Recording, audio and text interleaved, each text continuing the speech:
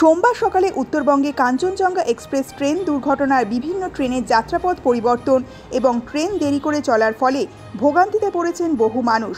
রেলের বিরুদ্ধে এখনও পর্যাপ্ত সুরক্ষা ব্যবস্থা তৈরি করতে না পারার অভিযোগ তুলেছেন অনেকেই।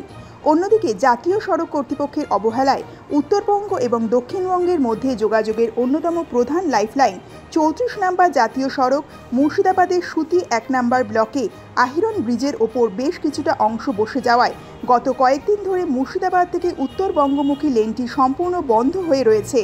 লেনটি ফের চালু হওয়ার পর কবে তার উপর দিয়ে যান চলাচল স্বাভাবিক হবে তা জানা নেই প্রশাসনের আধিকারিকদের। তার ফলে ওই ব্রিজের একটি লেন দিয়ে উত্তরবঙ্গ থেকে দক্ষিণবঙ্গ এবং বিপরীতমুখী যান চলাচল করছে। স্থানীয় সূত্রে জানা গেছে, জাতীয় সড়ক কর্তৃপক্ষ মুর্শিদাবাদ জেলার 34 নম্বর জাতীয় সড়ক সম্প্রসারণ করার সময় বছর দুয়েক আগে সুতির আহিরনে ফিডার ক্যানেলের ওপর একটি নতুন ব্রিজ তৈরি করে।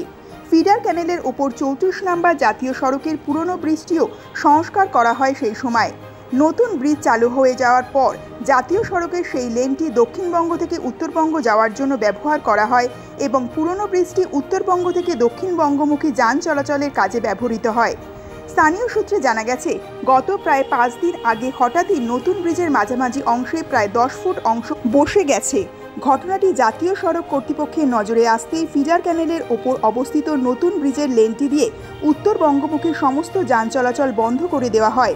তবে যান চলাচল বন্ধ করে দেওয়া হল জাতীয় সড়ক কর্তৃপক্ষ নতুন ব্রিজটি সংস্কারের কাজে এখনও হাত দেয়নি বলেই স্থানীয় মানুষজনের বক্তব্য। তার ফলে পুরনো ব্রিজ দিয়ে দ্বিমুখী যান চলাচল করছে।